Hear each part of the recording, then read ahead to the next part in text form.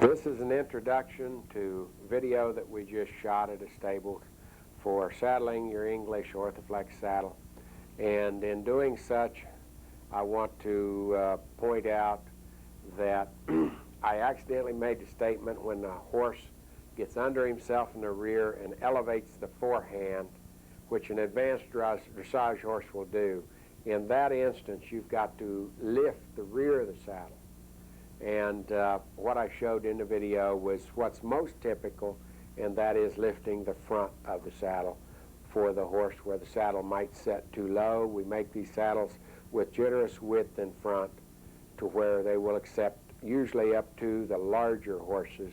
If you get a smaller horse, you may have to put the little load leveler shims onto the panels, the encased panels, and lift the saddle in front.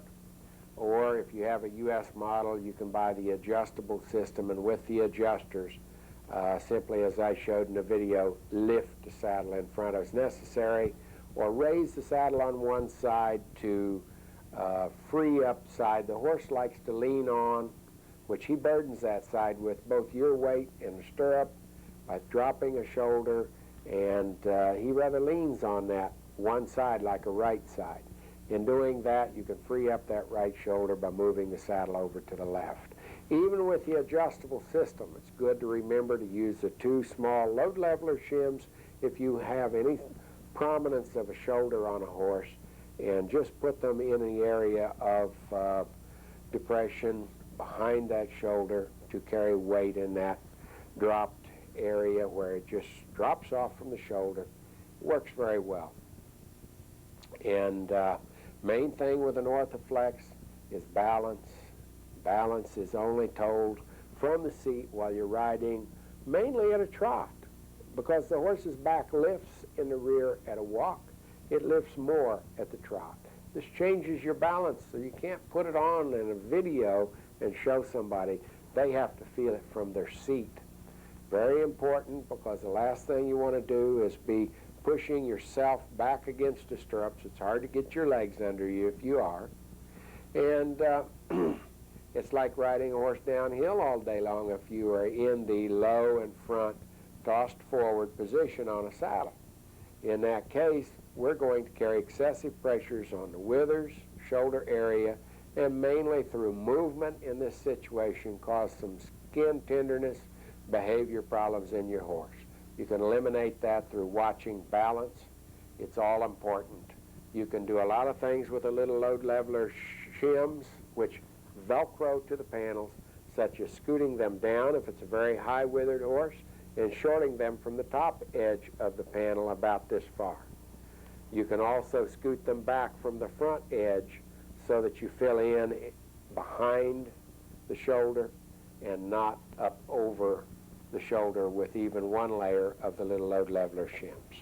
So keeping that in mind as you go through the video and watching it, I think will help you. I hope you enjoy it, and I think you would really enjoy the video on palpating for soreness in your horse, which is a separate video that's just a little longer, 48, 49 minutes, and quite good. Some work that you can go and do on your own with your own horse. Hello, I'm Lynn Brown with Orthoflex Saddle Company. I want to do a short video showing you how to saddle with our Orthoflex system using our English saddles. We have some saddles made in the UK and very familiar feel for you. We have other saddles that we make in the US with a quite different feel in some cases, others not so different. And then we have the endurance saddles, which are classed as an English product also, some of them being very close contact, quite good to ride for the English rider.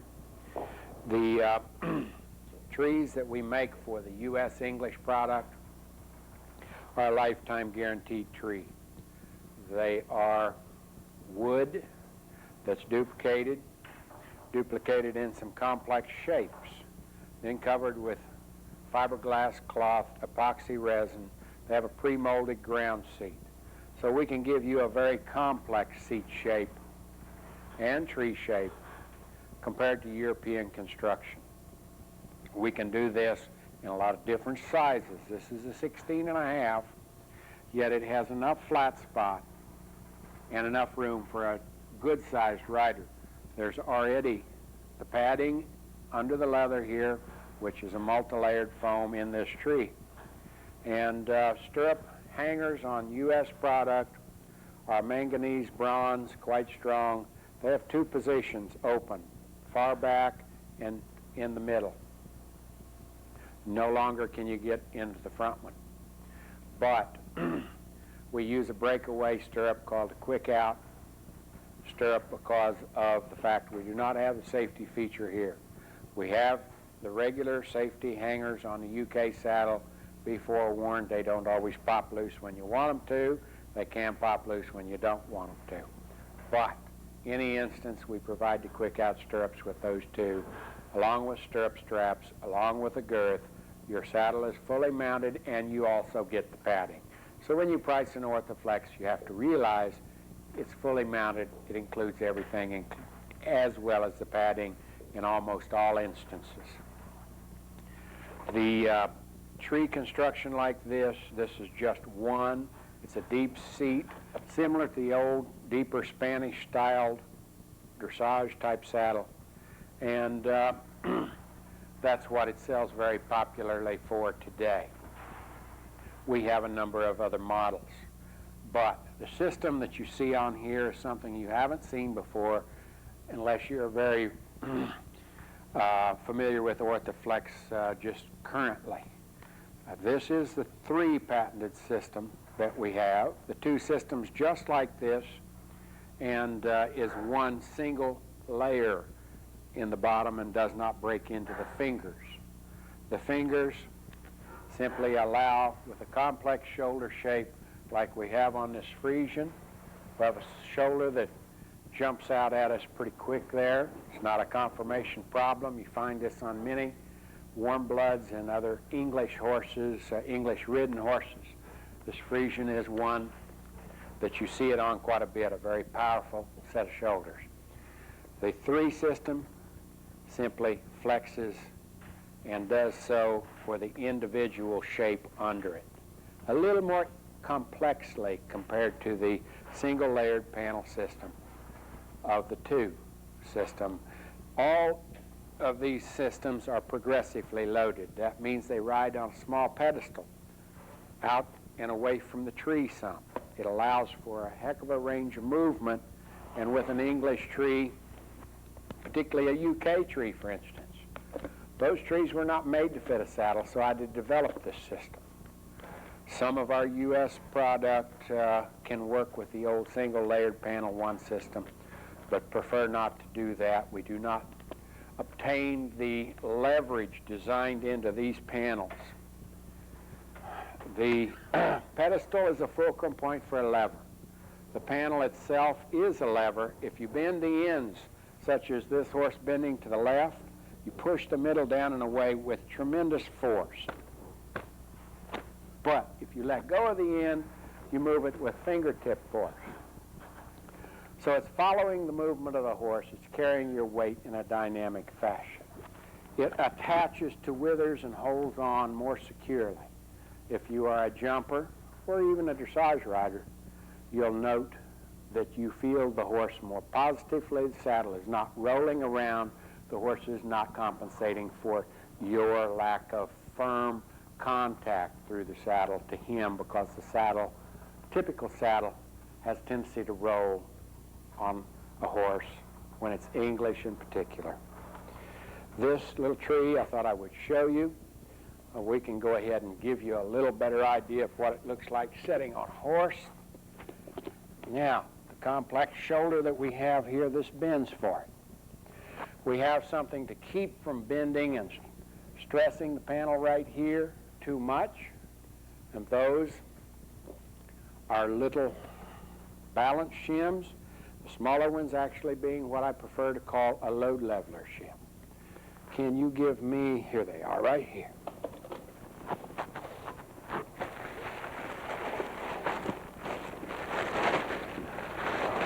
Go ahead and bring a similar tree in a Spanish dressage model if you would here. This is the system when the panels are encased and covered. And in this case, we would put the two small shims right about here. And in doing that, we can fill in that hollow behind that shoulder and carry some weight there and not stress and bend the panel to begin with before movement starts. This is just load leveling. Here, hang on to this. This side now.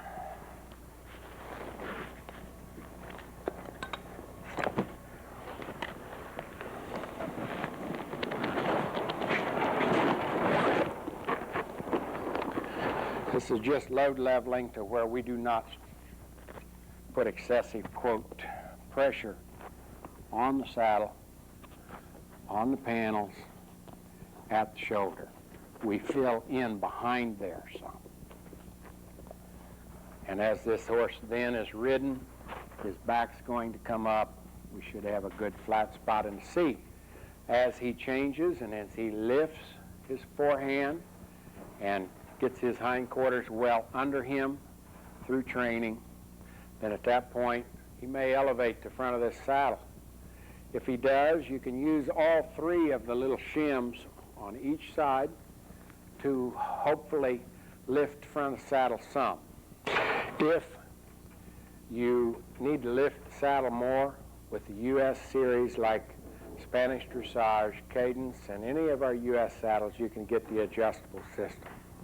With Spanish Dressage or the Cadence, they come with the adjustable system front and rear. Quite often on a dressage horse, you can have to lift the rear of the saddle as he starts to elevate the forehand. In this, all you have to do is find, and I'll find it here in a second, there's a little slit in the neoprene. And you have to find the hole for the Allen key to hook into.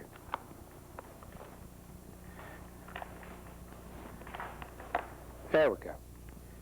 Once you've found it, it's not hard to adjust.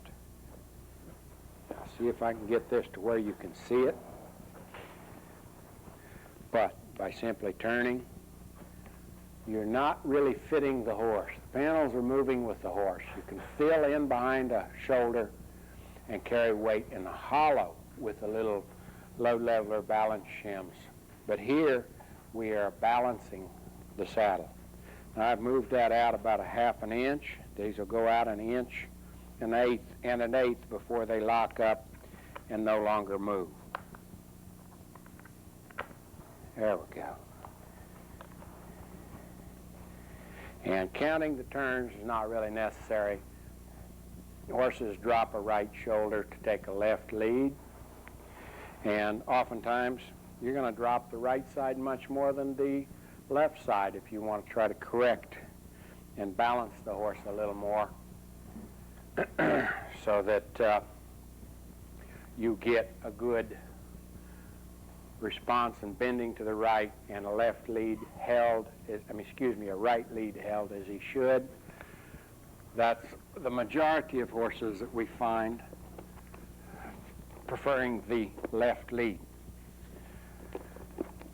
By adjusting that out, all we do here is change balance on a given horse. And we can lift in front. You've got to judge balance as a rider when you're in the seat, the horse is moving. Preferably at a trot is about the best time.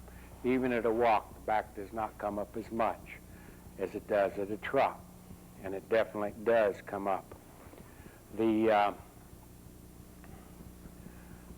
In the flap rigging on these models is just that. It's similar to a dropped yoke on a Western model. If we put the billets right in the heart girth area with any Orthoflex, and that's why our rigging is designed how it is, hopefully the panel will be up over the shoulder where we want it to be, and that's just about 1.5 inches to 2 inches over the shoulder. As horses get bigger, this panel system will set further behind the shoulder. because with the bigger horse, we just simply do not have as much saddle to cover up the horse. We've got a horse that's kind of noisy with a feed bucket back here, don't we? And as that happens, it's no problem. The cartilage of prolongation guides that scapula through the muscle tissue, takes care of the shoulder, actually comes in and underneath the panel system when the panel system's behind the shoulder. So by simply adjusting the balance of the saddle as it sets behind the shoulder on a really large horse like a warm blood, you do not have to have the panel system up over the shoulder. It's a matter of balance. The smaller the horse, the further over the shoulder you will be with the panel system. If it's a smaller Arab, you're going to be up over it 2.5, 3 inches maybe. If it is a larger horse, 16 hands, only 1.5 inches.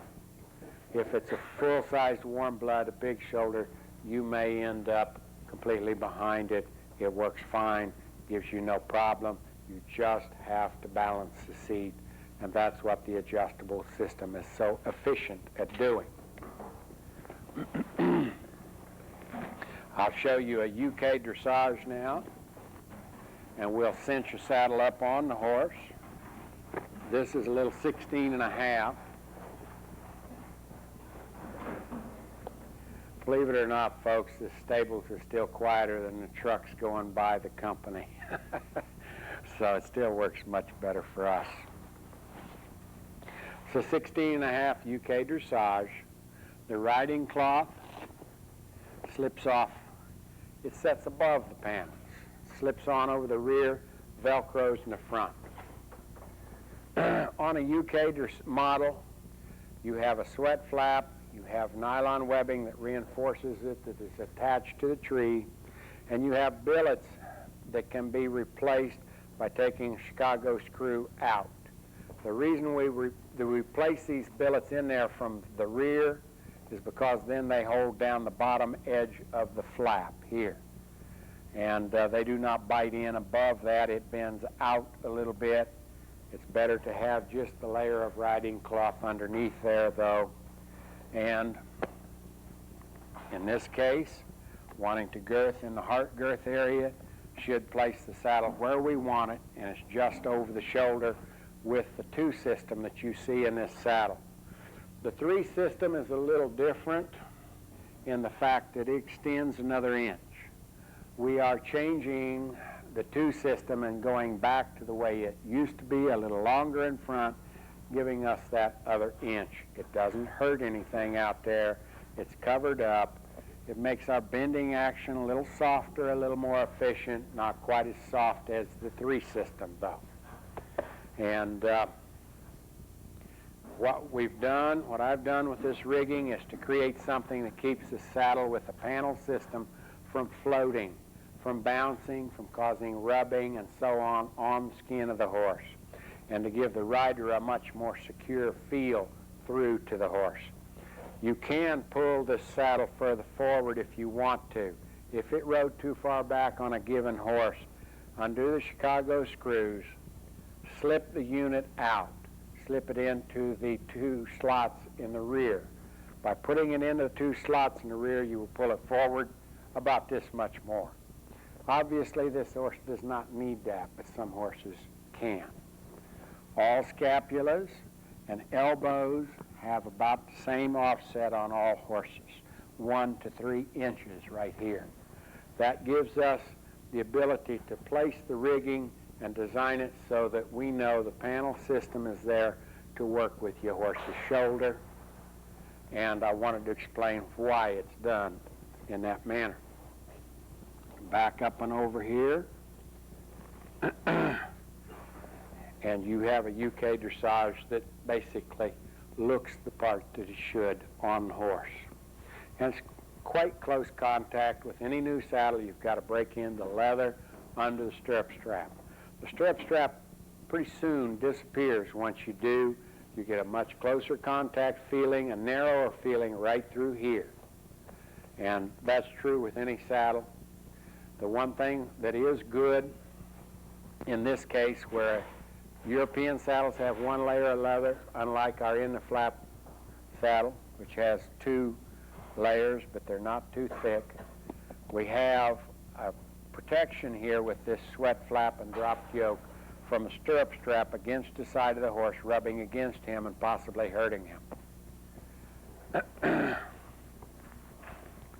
Now I've got another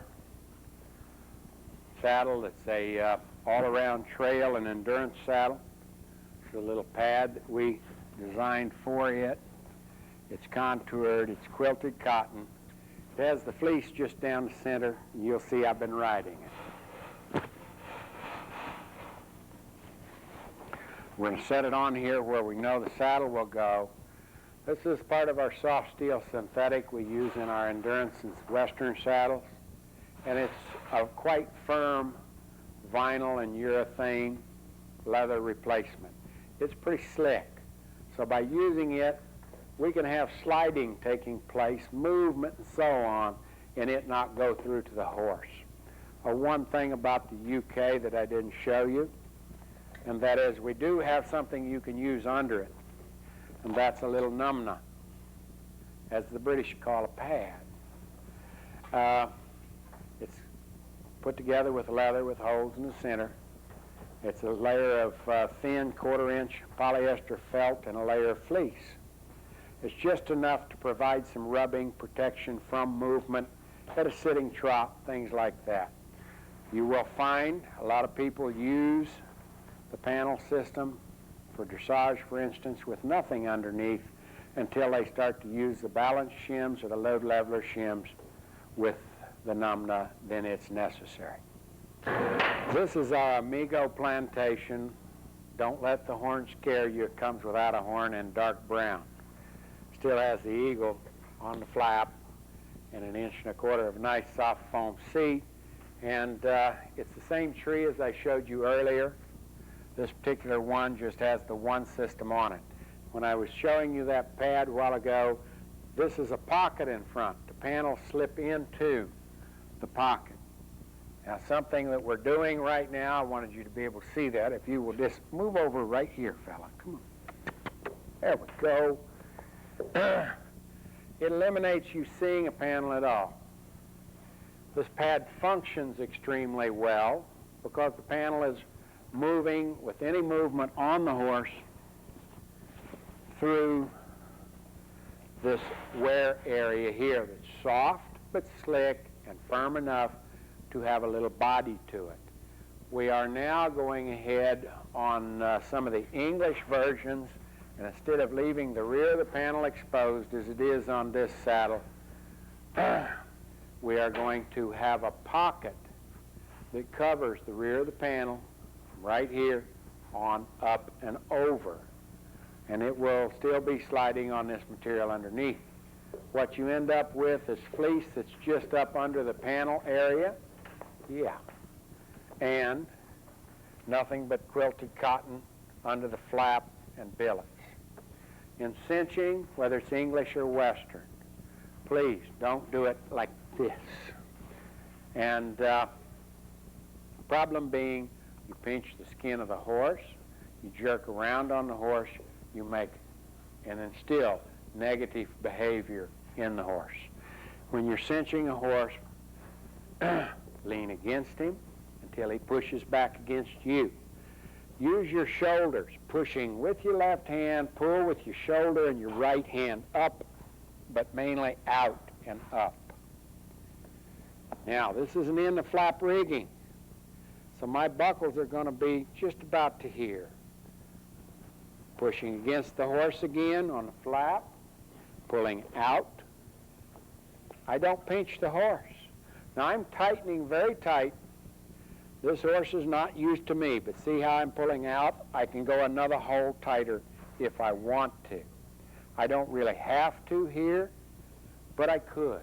Best thing to do now is to walk around on the other side and tighten the other side of the saddle, because you only tightened one side so far. And the girth I'm using, by far superior, particularly if you have a horse with a tight heart girth area, a horse such as a Pasofino. Far superior to using a wide webbed girth of any kind, or even string girth, because the front edges of those girths can cut into and simply, with a little bit of irritation, cause a real girth behavior problem. The horse won't bend that direction, and the horse simply can become very irritable and a lot to handle. Am I tickling you, fella? You're cute. Pretty horse. At any rate, the reason this girth is made the way it is, I wanted to show you that as tight as it was, I can wave at you underneath it right here. It's made to where it doesn't tighten here. If I go up here, I can't get my hand under it. It gets tight again. If I go clear down here to the middle, it's just as tight, even tighter on the sternum.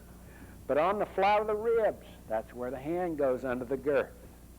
This is to keep from biting in with the leading edge of the girth, to allow more clearance in this area with a narrow girth. It's 6 inches wide underneath. That's where it carries the weight. It's very substantial the way it's built. And when you take the girth off your horse, do it the same way you put it on.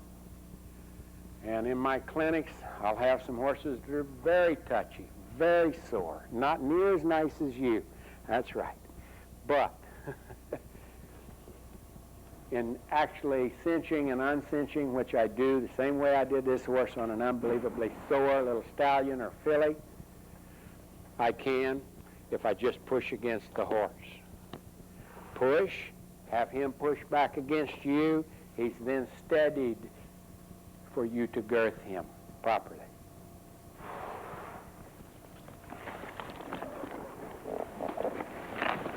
To show you how this girth is made, here, Lee, would you take the saddle?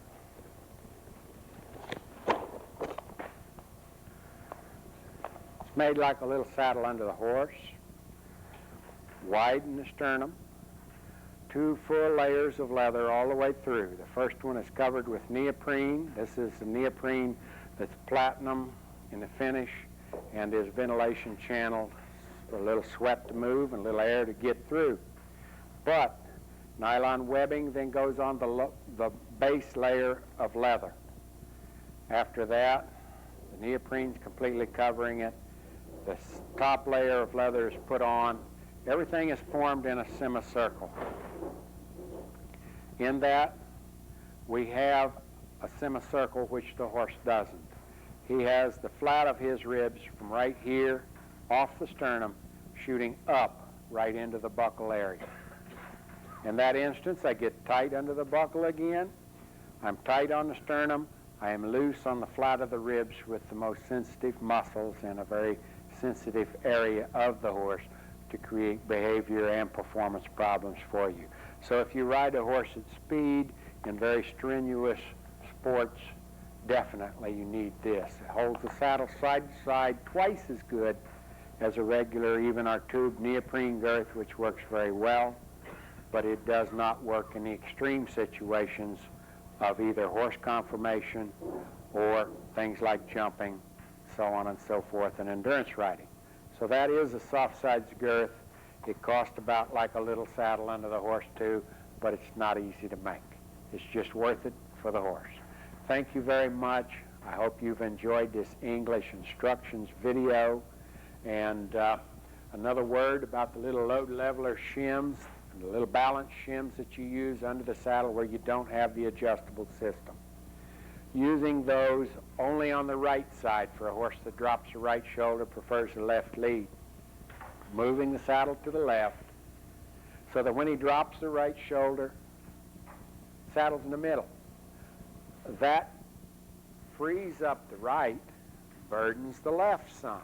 Doesn't let him shift the rider's weight while he's dropping that shoulder.